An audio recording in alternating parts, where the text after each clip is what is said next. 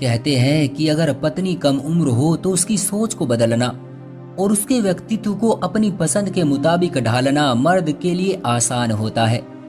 इसीलिए मर्द कम उम्र औरतों को पसंद करते हैं। मेरी पत्नी की उम्र भी बमुश्किल से 17 साल थी। मैंने जब उसे पहली बार देखा तो देखते ही दिल दे बैठा। वो किसी बच्चे से भी ज्यादा मासूम थी, जबकि उसकी आंखों में झील सी गहराई थी। मैंने उसके घर रिश्ता भेजा तो उसके माँ बाप ने अजीब बात कर दी। माँ बाप अपने बच्चों की बुराई इस तरह बयान नहीं करते, लेकिन चंद्र प्रकाश की ईमानदारी मुझे बहुत पसंद आई थी। उन्होंने साफ कह दिया, बेटा, मैं तुम्हें रोशनी का रिश्ता देने से इनकार तो नहीं कर रहा, लेकिन मेरी बेटी को सजने संवरने की आदत नहीं है। ये अक्सर जिद करने लग जाती है, फिर इसकी जिद को पूरा करना ही पड़ता है, वरना ये ना खाना खाती है न कोई बात करती है। थोड़ी नकचड़ी है, अभी घर के काम भी सही से नहीं आते। अगर इस उम्र में इसकी शादी कर दूंगा तो ये और भी ज्यादा जिद्दी हो जाएगी। इससे अच्छा है तुम चंद साल इंतजार कर लो, क्योंकि तुम इसे बर्दाश्त नहीं कर पाओगे। चंद्र प्रकाश साहब जानते थे कि मैं उनकी बेटी को किस कदर पसंद करता हूँ। मैंने उन्हें यकीन दिलाया कि मुझे इस बात की कोई परवाह नहीं है। मैं अपनी पत्नी की पसंद अपने मुताबिक खुद ही बदल लूंगा। मेरे कहने के बाद ये रिश्ता मंजूर कर लिया गया। विदाई अगले साल तय की गई। मैंने बड़ी मुश्किल से दिन गिन गिन कर उस दिन का इंतजार किया जब रोशनी मेरी दुल्हन बनकर मेरे घर के आंगन में उतरी। मैं उसकी खूबसूरती देखकर खोसा गया। अब वो और भी ज्यादा हसीन हो गई थी, मगर उसकी आंखों में अजीब सी वीरानी थी। वो बार बार अपनी शादी के जोड़े को हाथ लगा लगा कर देखती, जैसे उसे यकीन ही ना आ रहा हो। मुंह दिखाई में भी मैंने उसे सोने के जेवरात दिए, जिन्हें पहनकर उसने एक बार भी ना देखा। मुझे आपकी मोहब्बत ही काफी है, मैं इन जेवरात से प्रभावित नहीं होती। रोशनी का ये रवैया देखकर मुझे उसके बाबा की बात याद आई। लेकिन ऐसी क्या बात थी कि रोशनी मेरा तोहफा तक स्वीकार नहीं कर पा रही थी और शादी के जोड़े को इस कदर हैरत से तकती कि मुझे उस पर शक होने लगता कि कहीं ये कोई पागल या मानसिक रोगी तो नहीं है। बड़ी मुश्किल से इसने चंद घंटे उस जोड़े में गुजारे और फिर उठकर सादा कपड़े पहन लिए, अपना मेकअप उतार लिया और हाथ मुंह धोकर घर में बने मंदिर में स्थित शिवजी के सामने खड़ी हो गई। मैं उसे हैरत से देखने लगा। या तो ये लड़की बहुत गुणी है या मेरे सामने गुणी होने का ड्रामा रचा रही है। मैंने दिल में सोचा और कमरे से निकल गया। मेरा मूड ऑफ हो चुका था। शादी की सुबह मैंने रोशनी को सादा कपड़ों में देखा तो मेरे माथे पर बल पड़ गए। मुझे अब उस पर गुस्सा आ रहा था। रोशनी, इतनी भी सादगी अच्छी नहीं, तुम तो जानती हो मुझे फैशनेबल लड़कियां पसंद हैं। आज शाम को हमारी दावत है, तुम्हें इस तरह नहीं करना चाहिए। खूबसूरत लगना हर एक का हक है, और फिर तुम तो अच्छी खासी शक्ल सूरत की मालिक हो, क्यों अपना हुलिया बिगाड़ रही हो। मेरी बात पर रोशनी मुस्कुराकर बोली, मैं आपकी हर बात मानूंगी राजेश, लेकिन उसके लिए एक शर्त है। हफ्ते में आपको एक बार मेरी बात मानना होगी, बाकी दिन मैं आपकी बात मानूंगी। ठीक है, मैं तुम्हारी बात मान लूंगा। फिलहाल तुम तैयार हो जाओ, हमें अभी नाश्ते के लिए जाना है। मैंने रोशनी से कहा तो वो अपने बाल बनाने लगी, लेकिन उसने अपने कपड़े नहीं बदले। उन्हीं सादा कपड़ों में नीचे मेहमानों के सामने नाश्ता करने आ गई। मुझे रोशनी का ये रवैया बहुत अजीब लग रहा था। थोड़ी देर के बाद जब मैं अपने कमरे में आया तो रोशनी से सख्ती से पेश आया। देखो रोशनी, मुझे मेरी मर्जी पर चलने वाली औरत पसंद है। अगर तुम ऐसा कर सकती हो तो करो, वरना वरना वरना क्या? रोशनी ने हैरत से पूछा। वरना फिर भी तुम्हें मेरी ही माननी पड़ेगी। अपनी जिंदगी को नरक बनाने का कोई फायदा नहीं। खानदान वाले क्या सोचेंगे कि मेरी पत्नी को कपड़े पहनने का ढंग भी नहीं आता। आपको खानदान वालों की फिक्र है। मैंने आपसे कहा तो था आप मेरी एक शर्त मान ले, मैं आपकी हर बात मानूंगी। बोलो, क्या शर्त है तुम्हारी? मैंने तंग आकर कहा, शर्त यह है कि हर रविवार की सुबह आप मुझे मेरे मायके के करीब स्थित शिवजी के मंदिर लेकर जाएंगे। इस मंदिर में मैं आती जाती रहती थी, वहां जाकर मुझे बड़ा सुकून मिलता है। मैं चाहूंगी कि आप भले मुझे मायके ना लेकर जाएं, लेकिन मुझे वहां जरूर ले जाएं, जहां मैंने अपनी जिंदगी के कई दिन और रातें रोते हुए गुजारी हैं। मुझे उस जगह से मोहब्बत है, मैं वहां जाना चाहती हूँ। मेरी पत्नी की बात सुनकर मुझे अजीब सा लगा। मैं उसे इतनी दूर मंदिर में लेकर नहीं जाना चाहता था, लेकिन 2-3 दिनों में उसने मेरी बात न मानकर साबित कर दिया कि वो बगैर अपनी शर्त मनवाए मेरी कोई बात नहीं मानेगी। आखिर मैंने उसकी शर्त स्वीकार कर ली और कहा, तुम रविवार तक जितने दिन बाकी है उनमें अपने आप को सजा संवार कर रखो।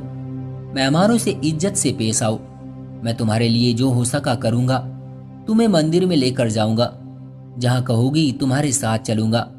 रोशनी मेरी बात सुनकर खुश हो गई और फिर रविवार आते हुए देर नहीं लगी। उसने अपना वादा पूरा किया था। मेहमानों से अच्छे तरीके से मिली, अच्छे कपड़े भी मेरे लिए पहन लिए। अब मसला मंदिर में जाने का था। जैसे ही शनिवार की रात आई तो रोशनी ने मुझसे कहा कि हम सुबह 3 बजे यहाँ से निकलेंगे, मगर मैं बहुत थका हुआ था। काफी समझाने पर भी वो ना मानी। मैंने उससे कहा कि मैं तुम्हें सुबह पास ही के मंदिर में ले जाऊंगा, वो भी शिवजी का बहुत जाना माना मंदिर है। मगर रोशनी ने जिद लगा ली कि वो जाएगी तो सिर्फ वहीं जाएगी। मैंने कहा, ठीक है, तुम तैयार रहना। थोड़ी ही देर सोए थे कि सुबह के 2:30 बज गए और फिर मैं उठकर बाथरूम में फ्रेश होने चला गया। लेकिन जैसे ही बाथरूम से निकला तो रोशनी दुल्हन बने शीशे के सामने खड़ी थी। दुल्हन बन के वो बहुत खूबसूरत लग रही थी। उसने चेहरे पर किसी किस्म का मेकअप नहीं लगाया था। ऐसा लग रहा था जैसे आज ही रोशनी की शादी हुई है। रोशनी, तुमने शादी का जोड़ा क्यों पहन रखा है? मैंने हैरत से उसे देखा। देखकर पूछा, आपने तो कहा था आप मेरी हर शर्त मानेंगे, वो भी बिना कोई सवाल जवाब किए। उसने मुझे मेरा वादा याद दिलाया। लेकिन मैंने तुम्हें ये तो नहीं कहा था कि तुम हमारी शादी का जोड़ा पहनकर कहीं जाओ, मैं तुमसे सवाल भी ना करूं। मैं और कहीं नहीं जा रही हूं राजेश, सिर्फ और सिर्फ अपने घर के करीब वाले मंदिर में ही तो जा रही हूं। मुझे वहां कुछ जरूरी काम है, ऐसी और कोई बात नहीं है जिस पर आपको परेशानी हो। शादी का जोड़ा मेरे दिल के बहुत करीब है, बस इसलिए पहना है। मैंने और कोई सवाल नहीं किया और थोड़ी ही देर में हम गाड़ी में बैठे। मेरी पत्नी बहुत खूबसूरत लग रही थी, लेकिन मुझे समझ नहीं आ रहा था कि वो घर में मेरे लिए सजती संवरती नहीं। उस मंदिर में इस कदर तैयार होकर दुल्हन बनकर वो क्यों जा रही है? रास्ते में हमने कोई बात नहीं की। जब मंदिर के पास पहुंचे तो मेरी पत्नी कहने लगी, आप यहीं पर रुकिए, गाड़ी में मेरा इंतजार करें, मैं बस थोड़ी ही देर में आती हूँ। ये कहकर वो मंदिर के अंदर जाने लगी। रोशनी को देखकर एक आदमी उसकी तरफ लपका और फिर वो दोनों साथ साथ मंदिर के अंदर वाले कमरे में चले गए। मैं हैरान परेशान ये मंजर देखता रहा, लेकिन फिर भी मैं वहीं खड़ा रहा और रोशनी के आने का इंतजार करने लगा। मैं इससे पहले कि रोशनी पर शक करता, अपनी माँ की बात याद आ गई। देखो बेटे, मैं रोशनी को इतना पसंद तो नहीं करती, हाँ, लेकिन मैं इतना जानती हूँ कि वो बदकिरदार लड़की नहीं है। हालांकि इसकी तुम में दिलचस्पी कम है, मगर ये सिर्फ और सिर्फ इसका बचपना है, वरना वो एक गुणी लड़की है।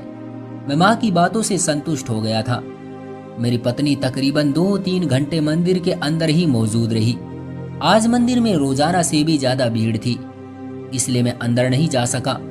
तकरीबन 2-3 घंटे गुजरने के बाद मंदिर के उसी दरवाजे से वो मुझे बाहर आती दिखाई दी। मैंने हैरत से उसकी तरफ देखा, जबकि मेरा चेहरा खुशी से भरा था। अलबत्ता उसके वजूद को देखकर मुझे हैरत हुई, जहां अब हमारा शादी वाला जोड़ा नहीं था, बल्कि ये कौन सा सफेद रंग का लिबास था। रोशनी, तुम हमारी शादी का जोड़ा कहाँ छोड़ आई? वो गाड़ी के करीब आई तो मैंने उससे गाड़ी में बैठते ही सवाल किया। शादी का जोड़ा मैंने किसी को दे दिया है, परमात्मा हमें और देगा। तुम यकीनन मजाक कर रही हो, तुम अपनी शादी का जोड़ा किसी को नहीं दे सकती। वो जोड़ा बहुत खास है, मैंने इतनी मोहब्बत से बनवाया था, क्या तुम सब भूल गई? मैंने रोशनी को याद दिलाने की कोशिश की, मगर उसने मेरी किसी बात पर कान नहीं धरे। कहने लगी कि मैंने कोई गलत काम नहीं किया, मैंने अपना ये जोड़ा एक सहेली को दे दिया है, वो अपनी शादी निपटाकर वापस कर देगी। रोशनी की इस बात पर मुझे शक सा हुआ था। मैंने रोशनी को वहीं बैठने को कहा और खुद गाड़ी से उतरकर मंदिर में मौजूद एक ऐसे शख्स के पास पहुंचा जो तकरीबन 2 घंटे से वहीं बैठा आते जाते लोगों को देख रहा था। इससे पहले 2-3 बार उसकी नजर मुझ पर भी पड़ चुकी थी। वो जानता था कि मैं गाड़ी में किसी का इंतजार कर रहा हूँ। मैंने उसे सारी हकीकत बताकर पूछा कि क्या तुमने किसी दुल्हन बनी औरत को यहाँ से अंदर जाते देखा है? खुशकिस्मती से वो मेरी पत्नी को पहले से ही जानता था, लेकिन उसने ज्यादा कुछ बताने से इनकार कर दिया। कहने लगा, रोशनी ने मुझे मना किया था कि मैं इस बारे में किसी को न बताऊं। अब तुम मुझे जबरदस्ती ये नहीं कह सकते कि मैं तुम्हें उसके बारे में क्यों न बताऊं, और अगर वो तुम्हारी पत्नी है तो उसे खुद संभालो, मैं तुम्हारी मदद नहीं कर सकता।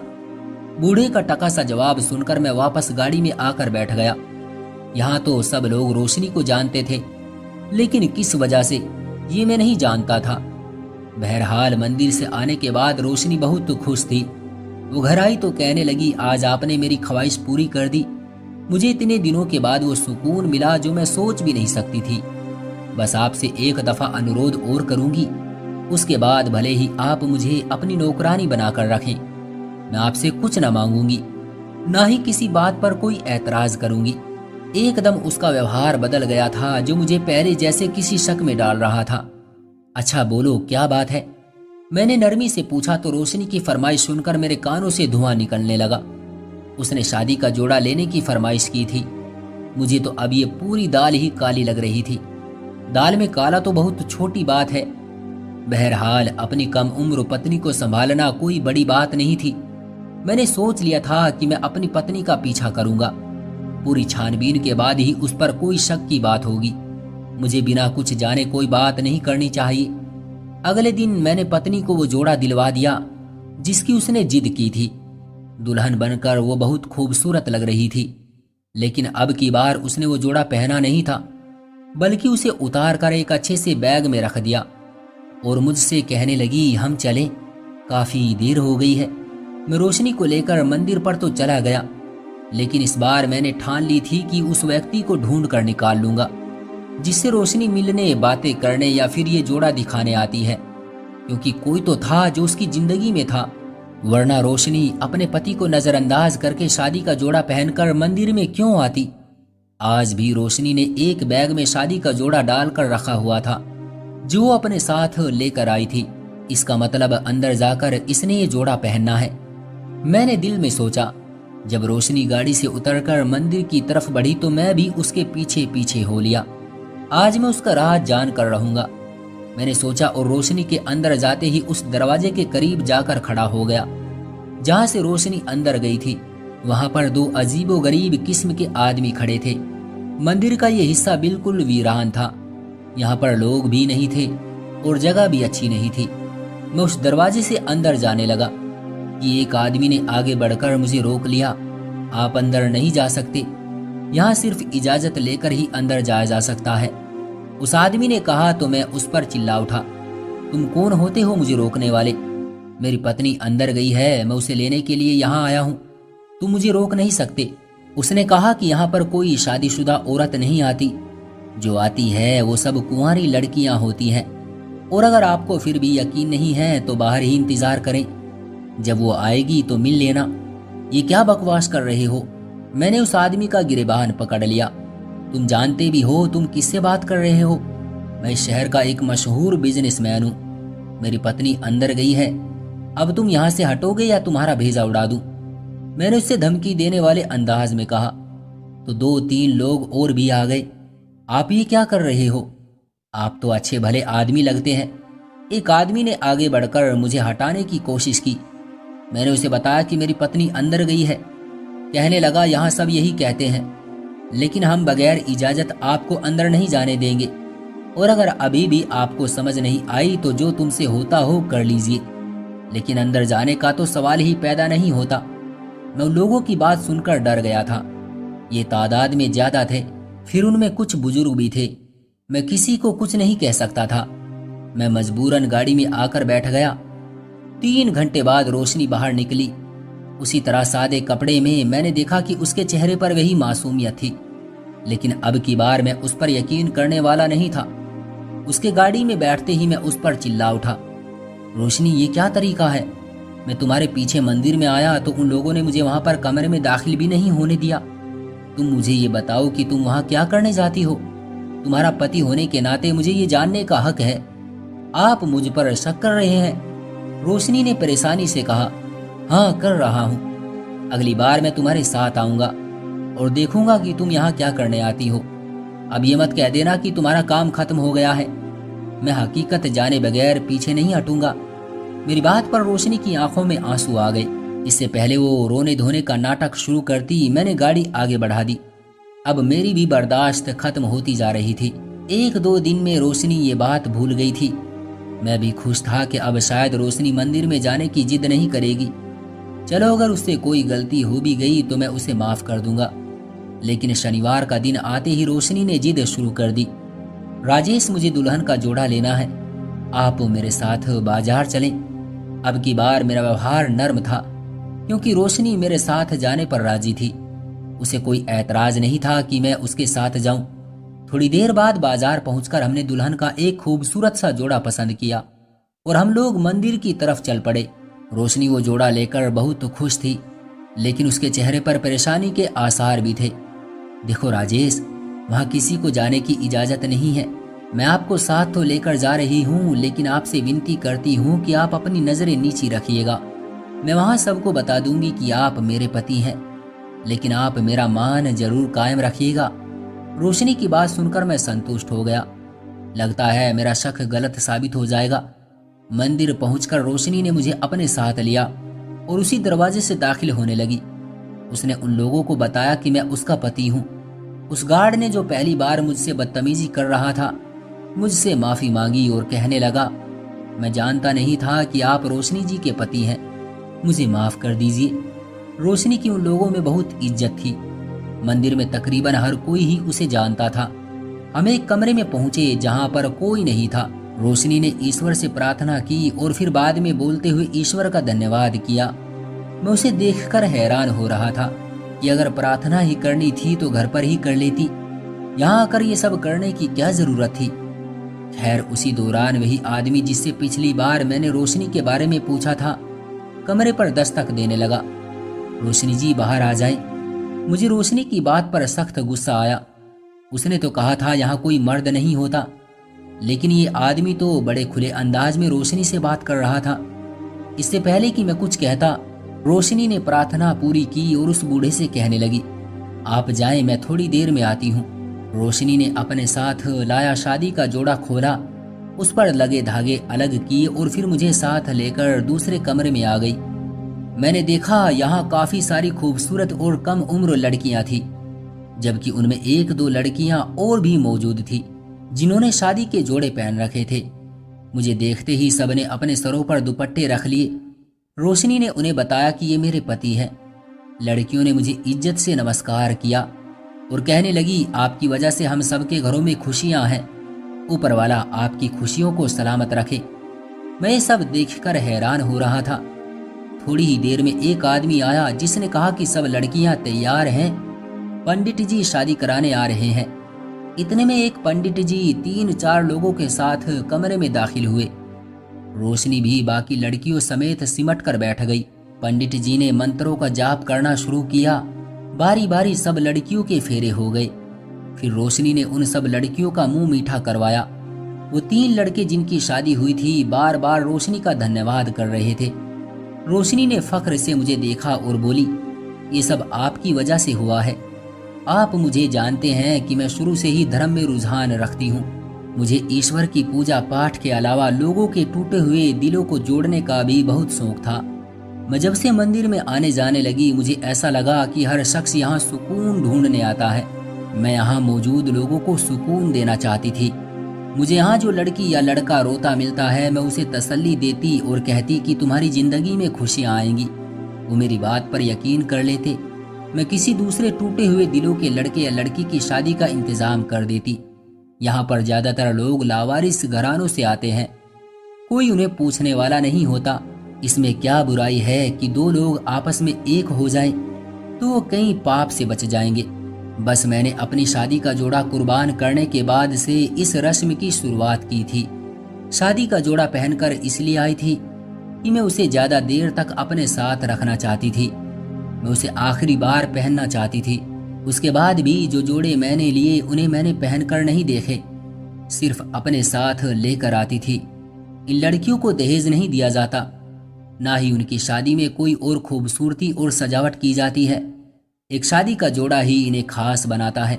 बस इसीलिए मैं हर हफ्ते आपसे शादी का जोड़ा मांगती थी, क्योंकि हर हफ्ते किसी न किसी की शादी होती थी।